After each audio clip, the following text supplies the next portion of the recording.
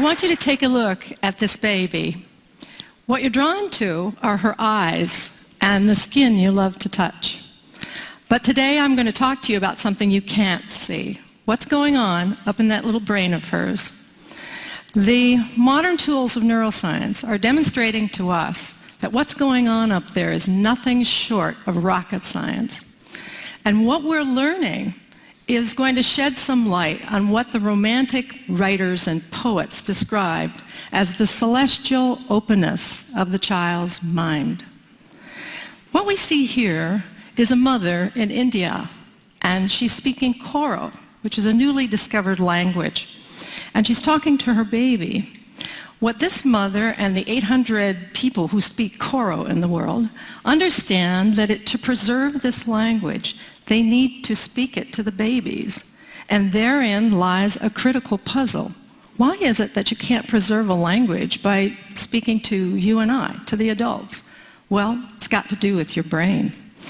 What we see here is that language has a critical period for learning. The way to read this slide is to look at your age on the horizontal axis. You've done that. And you'll see on the vertical your skill at acquiring a second language. The babies and children are geniuses until they turn 7, and then there's a systematic decline. After puberty, we fall off the map.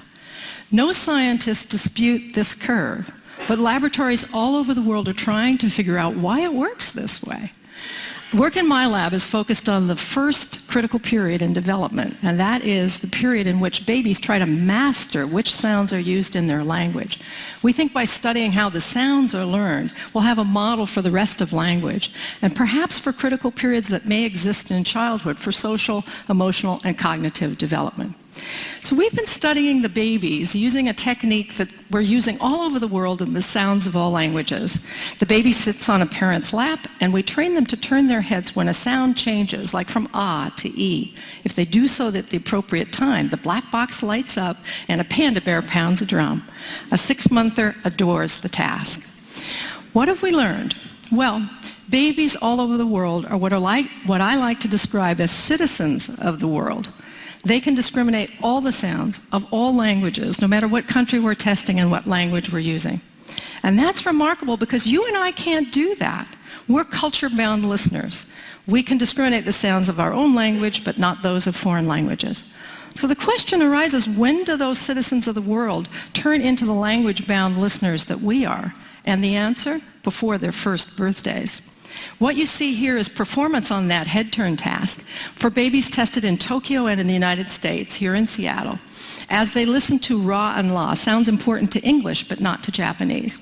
So at 6 to 8 months, the babies are totally equivalent. 2 months later, something incredible occurs. The babies in the United States are getting a lot better. The babies in Japan are getting a lot worse, but both of those groups of babies are preparing for exactly the language that they're going to learn. So the question is, what's happening during this critical 2-month period? This is the critical period for sound development, but what's going on up there? So there are 2 things going on. The first is that the babies are listening intently to us, and they're taking statistics as they listen to us talk. They're taking statistics. So listen to 2 mothers speaking Motherese, the universal language we use when we talk to kids. First in English and then in Japanese. I love your big blue eyes. So pretty and nice. うわー、大きな茶色いお目目。そして綺麗な黒い髪。 During the production of speech, when babies listen, what they're doing is taking statistics on the language that they hear. And those distributions grow. And what we've learned is that babies are sensitive to the statistics, and the statistics of Japanese and English are very, very different. English has a lot of R's and L's, the distribution shows, and the distribution of Japanese is totally different, where we see a group of intermediate sounds, which is known as the Japanese R. So babies absorb the statistics of the language, and it changes their brains. It changes them from the citizens of the world to the culture-bound listeners that we are. But we as adults are no longer absorbing those statistics. We're governed by the representations in memory that were formed early in development. So what we're seeing here is changing our models of what the critical period is about. We're arguing from a mathematical standpoint that the learning of language material may slow down when our distribution stabilized. It's raising lots of questions about bilingual people. Bilinguals must keep two sets of statistics in mind at once and flip between them, one after the other, depending on who they're speaking to. So we asked ourselves, can the babies take statistics on a brand new language? And we tested this by exposing American babies who'd never heard a second language to Mandarin for the first time during the critical period. We knew that when monolinguals were tested in Taipei and Seattle on the Mandarin sounds, they showed the same pattern. 6 to 8 months, they're totally equivalent.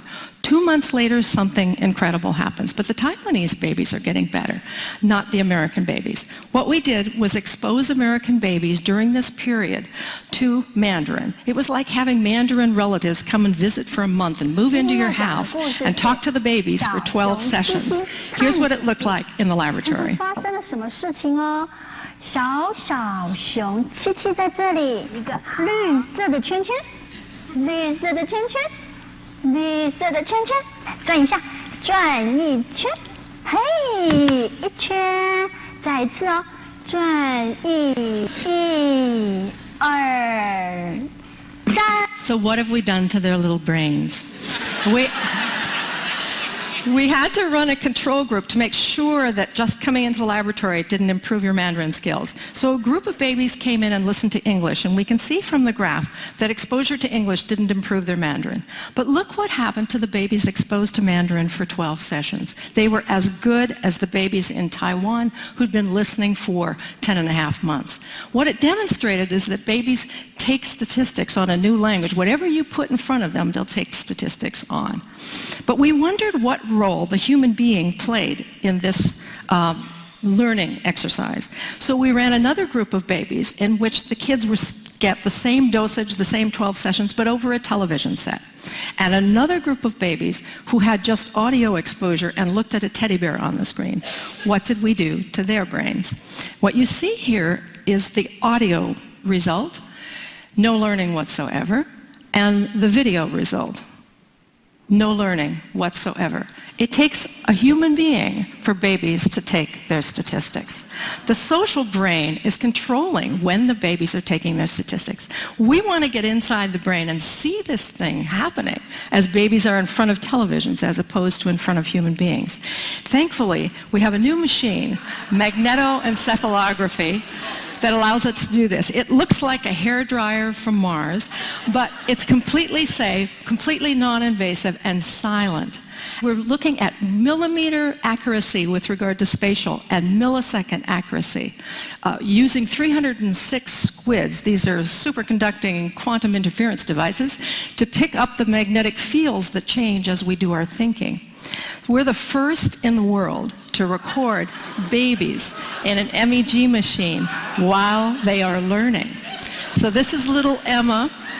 She's a 6-monther, and she's listening to various languages in the earphones that are in her ears. You can see she can move around. We're tracking her head with little pellets in a cap, so she's free to move, completely unconstrained. It's a technical tour de force. What are we seeing?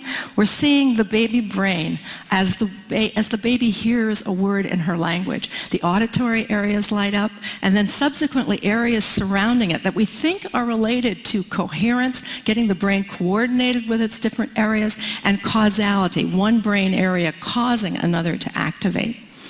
We are embarking on a grand and golden age of knowledge about child's brain development. We're going to be able to see a child's brain as they experience an emotion, as they learn to speak and read, as they solve a math problem, as they have an idea. And we're going to be able to invent brain-based interventions for children who have difficulty learning. Just as the poets and writers described, we're going to be able to see, I think, that wondrous openness, utter and complete openness of the mind of a child. In investigating the child's brain, we're going to uncover deep truths about what it means to be human. And in the process, we may be able to help keep our own minds open to learning for our entire lives. Thank you.